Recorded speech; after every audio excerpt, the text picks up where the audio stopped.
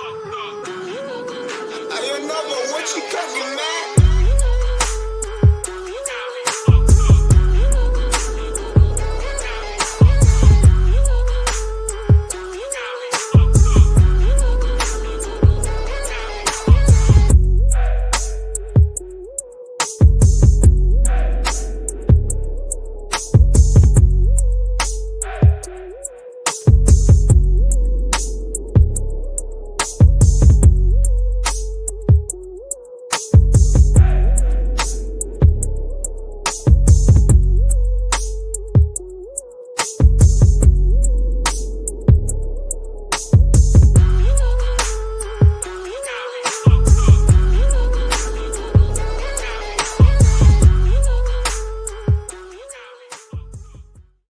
Oh, baby, it feels good to be back. What's up, fellas? Good morning. Good Happy morning. Tuesday. Good to see everybody. Good to be back. I felt so bad last week. Couldn't be here. We were in Colorado Springs at an RV park that had quiet hours, so I couldn't go outside, and the family was inside, so I was kind of trapped. But I got to watch the show and listen to you guys, and it's good to be back. Shout out to our boy Pedro. Not feeling so well this morning, but he'll be back next week. Hopefully, he's doing a lot better today, real soon. What's up, fellas? What are you guys up to today? Well, I'll start right now. I'm walking up a big hill out in Ogden, Utah. I was going to say, Nick, you're not in normal location today. You're No, I am off-site. I am live and in location out here in Ogden. Spent the weekend doing the Spartan race with my wife, visiting with her friends. She actually is from out here. And now we're It's 5 going for a a.m. walk with you guys. I'll be hopping on a flight back to Tampa this afternoon. That's right. It's early out there. It's 5 a.m. Well, thanks for getting up. Appreciate that. Michael Lombard, looks like it's still a little dark down there in Waco, but sun's starting to come up. You got some cloud coverage today down there. Yeah. For some reason, it's still a little dark, probably because of the clouds. But no, that's Pedro's up by Waco. I'm south of Austin. Oh, that's right. You're in Austin. That's right. So yeah, the weather's crazy. It's it's good to have you back on the show, Trey. Definitely some cool stuff from over the weekend that I definitely wanted to pass back on from when I was over at a friend's house on Sunday. But I can tell you, I think on LinkedIn today or something, I want to post, is I can tell you that the flooding in Central Texas has been quite crazy, and it's been really, really fascinating to see from my side, like how much the community around Central Texas has really rallied around the local businesses and I know several people who've been down in Kerr County and throughout different parts of the area who are just flooding the place with chainsaws and equipment, and people are just crowdsourcing all this stuff to really start cleaning stuff up. And they're still kind of reeling from it. There was some rain that still came in, and there were some high waters even up to yesterday. So it kind of hasn't been people haven't been able to catch their breath, but there have been some incredible stories. There's a 17-year-old girl who saved her entire family, who had, opening the door after the car went down, and it's and the 17-year-old didn't make it. It's, there have been these insane tales of just what, how powerful the human spirit can be in times of distress. And, it's definitely sad. The area definitely feels it. It's like it was like a kick in the gut. So it's been an interesting couple of weeks since the 4th. Yeah, absolutely. I've heard a lot of the stories of heroism. I saw the story of the young man who I think rescued 16 people. Unfortunately, drowned going after 17. Oh, wow. But you see people who are willing to jump in and do whatever it takes in those moments. Man, it's been incredible to watch. It's sad, of course. So many people have lost their lives, have lost their property and resources. But it's moments like that you really see that human spirit come out. And so, as much as it's sad, it's also inspiring to see people who are willing to hop in and help strangers, help others, and almost throw their own life, disregard their own life to do that. It's incredible. Absolutely incredible. Wow. That's tough, man. That's really tough. Yeah, it's crazy stuff, especially because it's all over the news. A lot of people are talking about it. It's always crazy whenever there's an incident in your area that becomes like nationwide news. And I'd say the frustrating part is on the other side of seeing everybody's opinion about it, opinion about what went right, what went wrong, what's causing it, who's to blame. And I think that it's probably been the most frustrating thing to see in real time, to see just how the internet reacts to stuff. And I think about that Mr. Rogers quote is, you look for the helpers. You look for the helpers. Everybody who gauges this opinion about these things clearly doesn't have anything else worthwhile going on to where they're doing anything to help. And it's just annoying trying to ignore all that noise. Yeah, that is a good reminder. Looking for people who are just willing to sacrifice and hop in and help out, no matter what, man. It's incredible. Ooh, there's Nick. We got a little silhouette, little red Nick. Yeah. Look at this. I got to highlight this. Look at this guy. Found a little cart. Hold on. Let's Red. see. Yeah, red Nick a little bit there. No, there he is right there. Look at that. We got him. Oh, man. Hey, boys, look at this. I'm pretty excited about this. Check this out. My range of motion for that shoulder is about 95%. Oh, yeah. Frozen shoulder. So it's just slowly gotten a little better. I can still feel it a little bit, but I mean, this is way different than it was, a month or two ago, whenever I was doing that. So I'm very thankful for that this morning, to have my shoulder getting back in shape. Starting to do some exercise I haven't done in a while. It's great. So I've been dealing with a pretty bad quad tendonitis ever since I did that triathlon in a week thing. I guess you shouldn't go from 0 miles on the bike to 112 but and then I did that Raymond James Stadium race where I just absolutely destroyed it. And so my biggest goal going into a mountain race this weekend, usually I love mountain races. I train for them in Florida with sandbags and incline trainers, and I like getting on the side of the highway overpass and running up and down with a sandbag and box jumps and all sorts of stuff. And I've done exactly 0. So my only goal going into this race this weekend was to not get more hurt than I already was, so that I could resume Ironman training when I get back tomorrow. And that's accomplished because success was a successful weekend. I'll tell you what, most of that rehab is the stupid stuff that you don't think is doing anything. You're sitting on the ground contracting your quad. Yeah. You're like, how does this help? Those little annoying rehab exercises that you don't see the point on, I just stuck with the process, and my knee didn't bother me at all. And even my murder elbow, even after doing nearly 100 obstacles this weekend, I mean, that's still pretty bad, but it's not nearly as bad. It's not nearly as bad as it could be, and that's not the one I was worried about. So on the rehab front, very exciting. Got to stick with the process. So I'm happy to see that for you too. Yeah, it's tough. I was going to say, from the fitness standpoint, it's good to mark out, because this happens to people a lot, especially starting out, especially if people are getting into running, that we just talked about human resilience, and like how a lot of when it comes to like physical feats, it is mental. Like we talk about how it's mental all the time. And I often say that to people who are getting into running, who don't believe that they can run.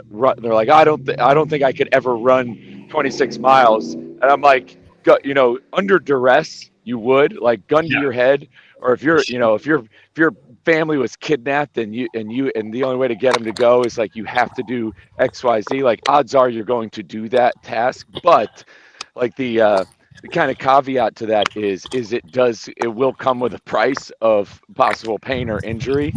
And so when people are getting into running, what they'll find is, and I've seen this a lot with runners, like people who are brand new, they catch the bug, they kind of get addicted to running, and they're like, wow, I can go further. Like, they'll run 3 miles one day, and then the next day they're doing this, and they'll go from running 0 miles per week to 30. And when you do that right away, you are running at risk of injury, because you definitely need to do all the other complementary stuff, like the right strength training, like the mobility work.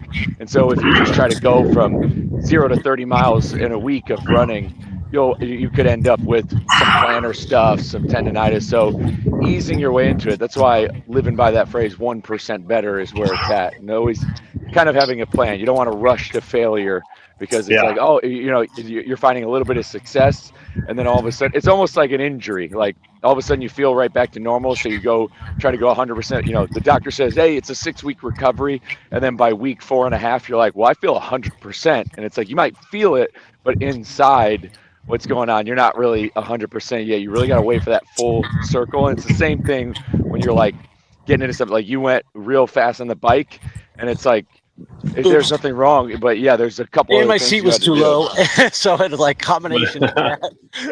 Yeah. So yeah, it's just a don't rush to failure type it's like, thing. It's like right there, I'm doing some incline presses with only 15 pounds. And you almost feel like, gosh, it's only 15 pounds or it's only 10 pounds. It's only 1 mile or whatever it is. But it's like just building that back up and being okay with that. Like push-ups, my physical therapist has been talking about push-ups, about focusing on having really good form and having negative resistance and just going slow. And so like right now, instead of doing 10 or 15 or 20 push-ups in a set, I'm doing 5. And it feels like I'm not doing anything, but at the same time, it's like building it back up. This Saturday, I went out for a bike ride and did some training at the local high school at the football field, and I was doing like 20-yard exercises with my legs. But then in between, I was doing push-ups and I was doing like things with my arms, just to try to start to get that motion back. And man, it's so frustrating, but yet that's what it takes to get back and not have further injury of trying to go too hard or do things I used to do. It's humbling, no doubt about it. And to put it in perspective too, other than my cardio, the only thing I did to train for the mountain was those stupid exercises that you don't feel like are working. So it's that compound effect of, honest to God, man, if it was anything like May, I wouldn't be walking today. And so, there is the little exercises, the consistency, the power, it adds up. And so let me talk about the Spartan race if I can for a second, because yes, please. A couple things. Number one, this mountain is absolutely gorgeous. Oh yeah. It's Snow Basin Mountain, where they had like the Olympics back in 90 something, I think. Maybe it was 2000, whatever. It's absolutely gorgeous. It's highly technical, and it was like 97 degrees out. So again, I went at it just thinking, all right, I'm gonna go. I'm not trying to win this thing here. I just, I'm giving a solid effort. And there was this one climb between like mile 5 and 6 that just absolutely took some souls. And I was just thinking about this when Michael was talking about the marathon. Sorry. How, people will be like, I could never run that far. Well, here I am in the middle of this event. The elevation's getting to me. The heat's getting to me. Like I'm just getting weary in the head. That one climb just took so much out of me. Most of the obstacles were in the last like 3 miles. And I was looking ahead at the little tape marking sign that just had the arrow, and there was maybe one every 100 yards. And so I'm like, all right, that's as far as I need to go. That's what I'm looking at. And then after a while, on the last big climb, I'm not kidding you, I would look every 25 feet. Just find the new rock every 25 right. feet. That's right. Yeah. And you get just through the keep those legs, level. keep the legs moving. Keep them moving. That's right. Just look down and keep moving. Don't look up. I've done zero obstacle training since last fall, since I got hurt. And yet I took it one obstacle at a time. And I actually completed every one except the damn spear throw. Yeah. Well, I'll tell you what, you were doing there was one of those, kind of jungle gym ones where you're going across and the rings and all that kind of stuff. I mean, I was like so jealous. That's my favorite stuff to do. That one was actually fun because they don't have that one ever. It's modified. They combine two obstacles. So yeah. That was a lot of fun. So I did get hurt on Saturday. I just tweaked my back pretty bad, and it'll be better in a day or two. But on Sunday, it was just a survival fest, and I was going out with my wife and her friend, and I had to do that obstacle again because it was just so much fun. I didn't know how much it was going to hurt. But so one of the other things, though, about this weekend, and I was thinking about this, and this is why it's just so relevant for this meeting, is my wife's friend's 8-year-old son. We got him out there to do his first Spartan Kids race. All right. Now, when I first met this kid, when he was like 1 year old, he was doing backflips off his jungle gym, landing on his head, getting back up and climbing up the slide. And I was like, this kid needs to do a Spartan race. So to finally get him out there to do his first race was super exciting. But what happened after is he won't shut up about it. So it sounds like the rest of us. But here's the cool thing. He's asking me, he's like, hey, how do I train for my next Spartan race? And I honestly got to tell him, and I said, kid, don't change a thing. This kid gets up, and the moment his mom is awake, he goes, Mom, can I go play with my friends? He's on his bike. He's up at the park. He's on the mountain. They're creating obstacle courses around. They're running, jumping, crawling, and lifting things. And he runs twice a week. So, listen, do not stop playing, period. That's the takeaway on that one. That's awesome, man. That's so cool. I love seeing kids getting involved at a young age, which is great. It's been fun to see my daughter taking her health a lot more seriously now. She's 17, which is really cool. Man, it's so good. I have to say this, though. I got to pause for a second because I got to say there's something that you guys said. It was either last week or the week before that I've just been thinking about a lot. And it was, Michael, I think it's what you said about how iron sharpens iron and how it's an uncomfortable process. It's not a pleasant process. There's pain involved. There's metal being ripped apart. There's sparks that are flying. There's heat that's involved in that process. And I just kept thinking to myself, like, as much as I love just hanging around you guys and there's like a feel good positivity to it, there has to be something a little uncomfortable about this process. And I've just been thinking about that a lot, man. I appreciate you guys saying that. That was a good reminder the other day. And it was actually a Scott, the Freight Sensei himself, who had sent me the video on that on Instagram about that iron sharpens iron. And that's it is uncomfortable because I have to have these conversations with some of the people I coach. Nick and I have been we've been kind of rough with Alex, over in Serbia and getting him ready. We're on his case about what he needs to be doing and the gravity of the situation, just how big the race is, and we're really pushing him away to where it's sometimes in my heart, I feel as though it's like, man, am I sounding too mean? But that's exactly what that phrase is all about. That iron sharpens iron. Like it's supposed to be. You're supposed to be pushing those people to their uncomfortable limits, not enabling. Being like, oh yeah, man, it's okay. You can keep doing this. And I'm not saying there's always a point. There's this fine line between recovery, knowing your recovery. You don't want to hurt yourself. Like there's a fine line between knowing when you just need to keep showing up when you don't want to, and also realizing, okay, wait, we don't want to hurt ourselves. But I think we have to find that line ourselves and need to realize there really is a limit. There's a certain time period where you're running a risk of injury versus I just don't want to do this. And finding that is part of the journey and is incredibly difficult because our mind is going to keep telling you to quit. Right. But yeah, it's a powerful thing when I think about it. I mean, you think about it from the business side of things, like what we just talked about, like right there with not rush, like those little things to keep yourself injury free, and doing the little training things. It's exactly what you need to do to succeed, especially in the transportation business. Like you may not want to call that carrier, that broker, when there's nothing to be made. Like the big thing is like you make a call, you're brokering freight, you're a carrier, you're taking a load, and that's it. But when you're talking to those people outside of conducting business, it's a little uncomfortable. Like, I don't want to call this guy, I've got other stuff to do. But you calling that guy, that little thing, that little gesture could be the 6 months from now, that could be a contract, because you're like, oh, this guy calls me all the time. Those little reps, those 50, I call those are those 15-pound reps, are making those calls and building those relationships. That takes that little bit extra work, that little bit of good faith, that could be the next step in your success. I love that. But yeah, one thing I really wanted to touch on, which is super important. It's a shameless plug, but on Thursday I'm having this gentleman on my show. His name's Matt Johnson. He's an ultra marathon runner, and he's the fastest man to run across Texas from El Paso to Galveston. He did it in like 17 days and 19 hours or something. It's wild. Guy's a menace, and he's doing it again. How many miles is that, by the way? It's like 867 or something like that. It's like it's pretty wild, and he's running it back from Oklahoma, the Panhandle, down to Brownsville. But like the main crux, like his why, he's doing a lot of this he's doing it all for veterans, and he's partnered with this organization called Valor Fit. And Valor Fit is this organization that kind of helps veterans get back into the gym. They pay for gym memberships.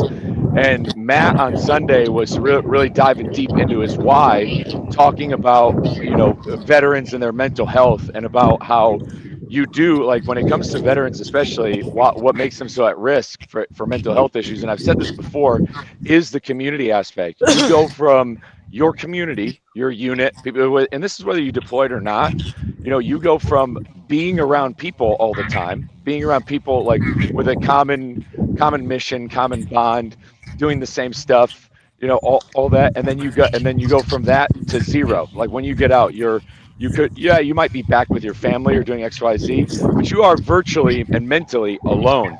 And that's a lot of what that's a big part about his why is getting those veterans to come back, because Matt is a living example. He's an Army veteran, and he found community through a gym here in Austin that basically rose him up and was a big part of his comeback story from a kind of a scrabbled, he's freaking sleeping on a floor at certain points, and he's going to join the show and tell that story. But it's just another reason why I bring up how important community is. As we get older, we drift away from that community, we get into silos, and really like it's fit. And you can find community through professions and through other different organizations, community service, your church as well. But I think the most universal one is fitness, because there's this commonality of kind of self-improvement that overarches it as you're doing like physical work to get it. And it's just such a powerful thing, like seeing what he's done, like going from where he was to now doing stuff like running across Texas, to doing these incredible things and doing incredible stuff for veterans. And it's like, that same opportunity is there. He's leading by example for anybody. And it just goes into like, once you're involved in a community, then the sky truly becomes the limit. And to get him on the show here and tell that story, which is awesome. That's incredible, dude. That's phenomenal. That's fun. Well, here's another example. So like I'm working right now on one of my favorite exercises is pull-ups. I love doing pull-ups. Just gymnastics in general, kind of throwing your body weight around. And instead of doing a pull-up right now, what I'm doing is I'm simply engaging my shoulder to start a pull-up. So I'm doing different exercises on the pull-up bar. It's like right now, instead of doing a pull-up, I'm trying to do as much of a free hang as I can, and then trying to engage at the start of a pull-up and then go back down. A little scap retraction. Shoulder. Yeah, it's just trying to get that shoulder, and like this is what it is going to feel like, and I can feel it. Like whenever I do it, I feel my shoulder like kind of shaking and just trying to get back to being comfortable doing that. But it's just like doing these little things, that don't feel like I'm doing anything, So here's a fun fact about that. Matter. A lot of people will see Spartan race and be like, oh, I can't do pull-ups. I can't do the obstacles, bro. Pull-ups are the weakest part of my game. But the other thing, you don't need to do full pull-ups. If you you only need to do the scapular part to be able to actually hold yourself up and swing the overhead obstacles. It's just about engaging the grip, and I don't think the dead hang gets enough credit. Yeah, but it's amazing. Best things you can do. Right, but it's amazing how just like that little thing right there, like I just feel my shoulder working. Like just like I don't take for granted any longer some of the easy things that you can do in life. Like just having to build that back up and slowly get back to where I was before, which is a tough place to be, that's for sure. Guys, I wish that you were going to get to see what's behind me for a couple reasons. Number one, it's just gorgeous, and it's not even one of the bigger mountains. But fun fact again, so in 2016 is when I started doing Spartan training, and my third day is when my wife and I flew out to Utah just to take a few days to visit a friend. And so I did my training. And so one of my first training runs was actually on this road that I'm walking on right now, 9 years ago, when I was just training for my first Spartan, when I couldn't run 3 miles consecutively, when I had no idea there'd be hundreds of races or that fitness would even be a part of my life. This was just part of the transition. And I even write about it in my book, and I was hoping to get to just share that little place with you right now, but, well, just pretend it's pretty. You can see some shadows. Well, I was just there. I know how pretty that was. That area is beautiful. And I shouldn't leave this out because I put a lot of stuff on there out there already, but I can't remember. It's not always for me. That yesterday I actually celebrated my 11th year of sobriety, and you know what? Yeah, baby. Did that 1 inch at a time too. Which I wanted to congratulate you on that, because huge, something really powerful I went to on Friday. A friend of mine invited me on Friday to his one of his meetings. He was getting his 1 year coin. He was getting his 1 year coin. He invited me, and I thought, and that meant a lot. Yeah. And I'll tell you, I've never really known, but my dad, he hasn't drank since '93. He's been in that program. and he still is a part of it.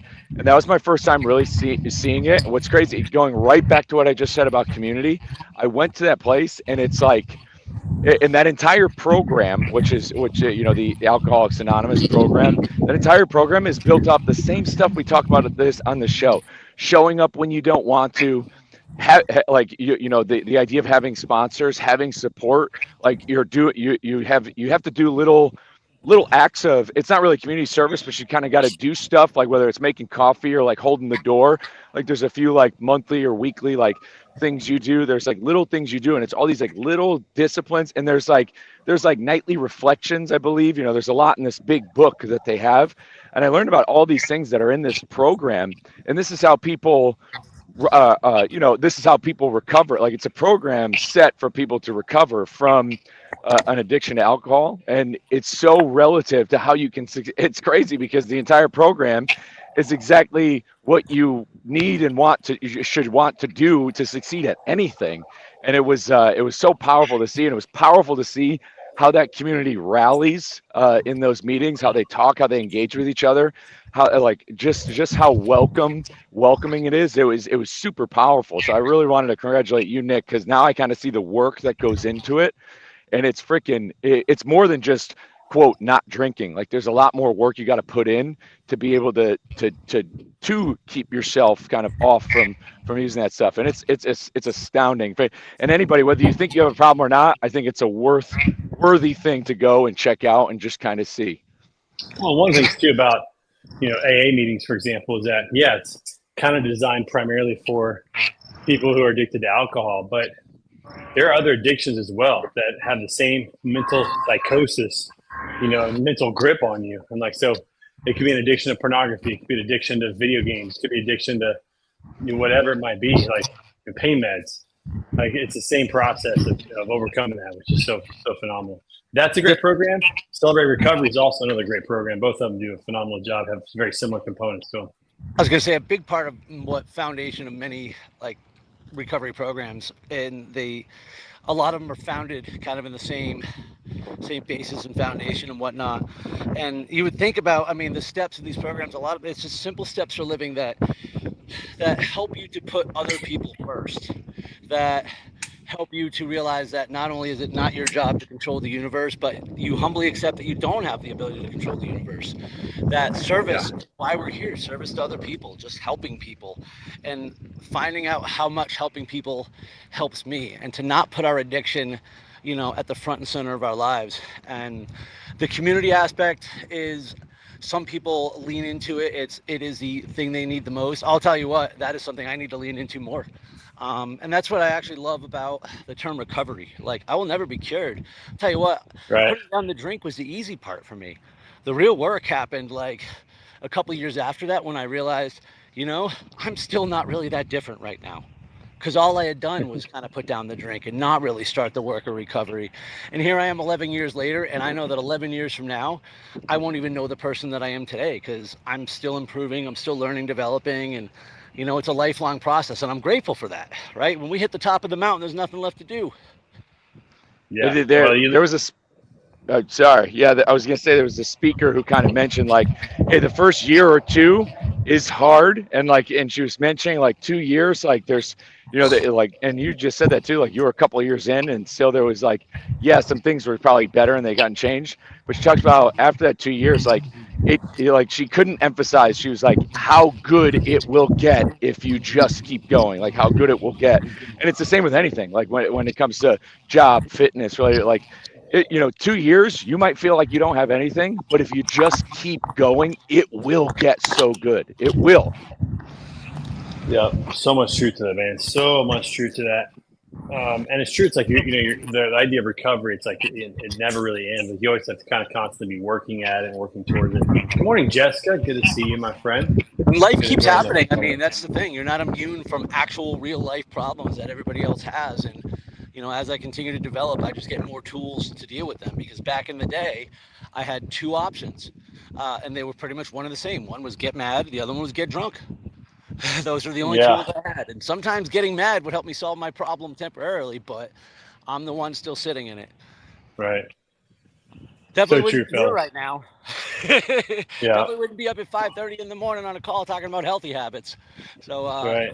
that was I'm a big proud. thing for me. And I'm proud of you, man. That's a 2-hour time change that you're dealing with going to Utah from Florida. That's more than I did. I did a time on my trip out and coming back. So it was kudos actually to you, man. confusing as hell for me when we got here. I don't know why. I can handle like a 3-hour time change mentally so much better, but 2 hours just doesn't Really? make sense to me. Yeah, I always feel like that 3-hour time change is brutal, man. Like that's to me that really messes with my body. Whew. We're walking down the hill now, though, so this is good. Yep. So something I'm also excited about is that I think my wife and I are going to do a 5K together and get back into it together. We used to do these all the time back 10 years ago. We ran a couple of half marathons, and we're doing that. And we just kind of let ourselves slip for a little bit the last few years. And so we just talked about it. And I said, I'm going to do a 5K. I'm just going to sign up for one and get started. And she goes, I'm going to do that too. So we're going to sign up for a 5K in September, I think, and start moving that direction and get back involved with that, which I think is great. And that's enough time for her to start, walking and starting to jog a little bit and get back into it. So looking forward to that. Also looking forward to my next, hopefully, like we talked about this, we got to get a Tough Mudder or something or a Spartan race and go do one together. That's what we got to do. That's our next one. So maybe Texas might be a good one to do in the fall or something. I don't know. We got to find one to do. We can go November 8th, go Orlando together. would be a great beginner course for people. Ooh, November, no, Orlando sounds pretty good. It's at like a city park, so it's not, you don't get the benefit of kind of being out in the cool wilderness, but it's a nice inclusive course, I guess. Michael Lombard, little road trip, you and Pedro, huh? What's crazy is I know on the 8th I already have a wedding that day, but I think a Tough Mudder and Spartan race on the calendar would be very good. I think we get the whole community. I think we make it a community event. We get an Iron Mines team, and we get one. There is an event outside Dallas in October. It's called like Twin Canyon Ranch or something. Jesus Christ. Canyon Ranch. Canyon Ranch. And then also the Spartan Trifecta weekend in Florida is in December. It's like the first or second weekend. And that one's at just the farm in the middle of nowhere. But depending if it rains or not, a couple years ago, it was an absolute swamp. And they dragged us through 1.7 miles of knee-to-chest swamp. I've never wanted to quit a race so bad in my life. I started to panic at one point. And then I was am I ever going to get out of this? Yeah, because what happened at one point, like you figure maybe 200 yards, 400 yards, and then all of a sudden you're like in there forever. You can't see dry land. And you're looking ahead, and you see, this is what broke my heart. And I saw people walking back towards me still in the swamp. And I was like, oh, no. Honestly, there was a moment where if I could have quit, I might have. And so after a few minutes, I was like, oh, man, this is a good race. Because that's what I want. I want to get that break moment and then not quit. Yeah. We need to crowdsource this. If you're watching this, let us know if you have a race near you or if you participate on the team. We definitely need to have an Iron Minds team and go do something here in the next few months. I think it'd be great. Also, I think it's North Carolina in mid-November, too. Dude, all those sound wonderful. That's for sure. So, all right, gentlemen. Well, hey, listen, our time is up this morning. Everybody out there, hey, listen, don't forget, find your tribe, find your people, stick together, get your community going. That's right. As iron sharpens iron, so one man sharpens another. Get after today. We'll see you guys in the flip-flop. John, good question. When? We're looking at this fall sometime, the next 3 months. So we're trying to put something together maybe by November. So start jogging today, brother. That's right. We got to get after it. All right, fellas. We'll see you out. Peace out. See you next week.